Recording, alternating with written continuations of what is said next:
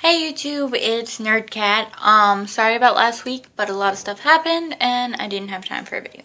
But this week I am making it up to you because this week I am talking about my favorite DC comic character, and that is Miss Harley Quinn. She is my favorite because she is just so different from the others. So let's get into her. For those of you who don't know, Harley Quinn was not originally a comic book character. She started out in the animated series and then became a comic book character because of her fandom, which I think is really cool. First off, her real character name, is Harleen Frances Quinzel. She first appeared in the Batman, the animated series, in the episode Joker's Favor. This aired September 11th, 1992. She was serving as a humorous female sidekick to the Joker.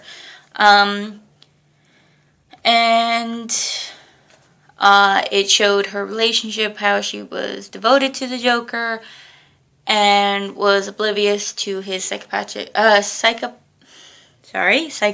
nature and his obvious lack of affection to her, which remains pretty much standard in most of anything those two are in.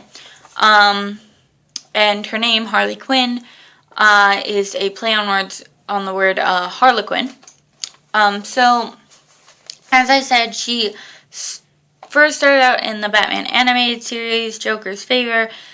Then she was recounted in the 1994 graphic novel, The Batman Adventures Mad Love, which revealed Harley's origin as an Arkham Asylum psychologist who fell in love with the Joker. This story actually won the Eisner and Harvey Awards for Best Single Issue Comic of the Year. Originally, Mad Love was thought too violent to be an animated series, but then they created it in the new Batman Adventures episode Mad Love in 1999, and it was the first animated style comic book, which is really cool. So let's get into Harley's origin. Harley Quinzel was a psychiatric intern at Arkham Asylum.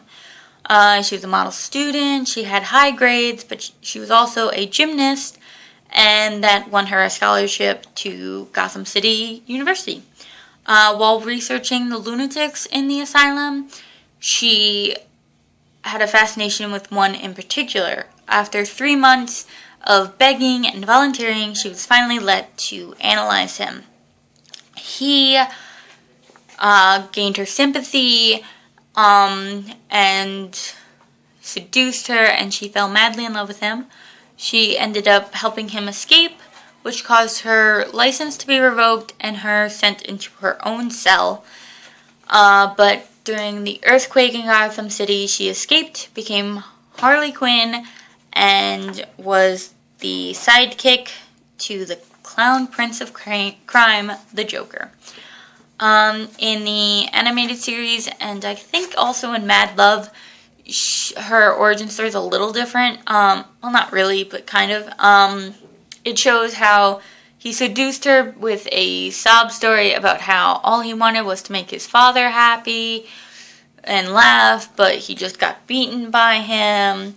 And then there are clips where Harley is seeing Joker get beaten by the guards, and she kind of snaps, and then breaks into Arkham, breaks into his cell, and you see her in her full Harley Quinn glory in the black and red leotard, face done up, and calls herself Harley Quinn.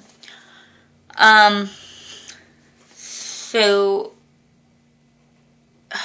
was I saying? Sorry. As you know, the Joker-Quinn relationship is one of the most complex and twisted love affairs in comics. Joker is abusive and manipulative, but also, in his own way, shows compassion and affection to Harley. It's not often, but you can see it at times. A lot of the time, if Joker starts to feel true emotion and love for Harley, is when he tries to kill her. Like, once he sends her off in a rocket, which causes her to crash land in Robinson Park in the center of Gotham, where she's found by Poison Ivy. So, luckily enough for her, thanks to Joker not being able to love anyone but himself and Chaos, she was able to meet Ivy. After Harley regains consciousness, Ivy attempts to kill her, but with Harley not showing any emotion to the fact that she's about to be killed, Ivy starts to get curious about her. Ivy convinces Harley to tell her story, and soon she feels a kinship to Harley. Ivy considers Harley another cast-off, and Ivy offers to help Harley take revenge on both Batman and the Joker. Ivy takes her back to her lair in a toxic waste dump and nursed her back to health.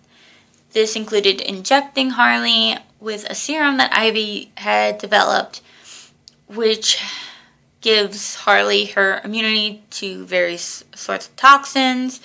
Also, enhanced Harley's strength and speed. Ivy gave it to her to give Harley an edge on Batman and the Joker. Quinn and Ivy team up and conduct a number of successful capers. But hot-blooded Harley is angrier at Joker than at Batman, and eventually works with the Dark Knight to help bring down the Clown Prince of Crime. Harley works with Batman a couple of times, mostly just to take down Joker, but it never ends well. Batman eliminates the villain's muscle. Quinn chases Joker up a damaged building, intending to send him off the edge, but he apologizes, and Harley, being Harley, falls in love with him again and forgives him, and then serves as his lieutenant throughout the rest of No Man's Land, as well as the Empire Joker storyline. After this, Ivy dissolves the partnership in disgust. Ivy remains, however, Harley's usual first point of call when she and the Joker are going through rough patches. Ivy adopted the older sister role and teller of harsh truths to Quinn about the helpless infatuation with the Joker. Harley frequently refers to Joker as Pudding or Mr. J, and refers to Poison Ivy as Red, and refers to Batman as Bats. It's really quite adorable because not only does she have nicknames for everyone, but she also has this kind of New Yorker Brooklyn accent, which is really cute to listen to. Now, for the rest of this episode, I'm just going to quickly tell you about her outfits. And then next week, I'll go in more depth about the Gotham City Sirens, which is her, Poison Ivy, and Catwoman, as well as the New 52, Harley, Suicide Squad, all that good stuff. But last I want to say is Harley Quinn's outfits. Her original outfit was the red and black leotard Joker outfit, which you can see here. That is the top part. She painted her face white, put on a mask and some black lipstick, and she became Harley Quinn. Usually carrying around a gun with a kind of like a pop gun, if you know, with the corks in it. Then she, in the New 52, she has, and some of her Suicide Squad, it's usually like kind of hot pants, you know, the really short shorts, and a corset type thing, that were also black and red, and she would carry, and of course, her pigtails, because she always has pigtails, and she'd carry around a giant hammer. In the New 52, her colors changed to blue and red. I'm not quite sure why, But that happens, and also her skin isn't painted. In the New 52, there's a lot going on, but her skin is dyed white. I will go into that next week, but I hope you guys enjoyed my first part of my Harley Quinn Talking Nerdy, and I hope to see you next week. Leave a comment, please. I'd love to hear from you. As always, stay nerdy, my friends. Later.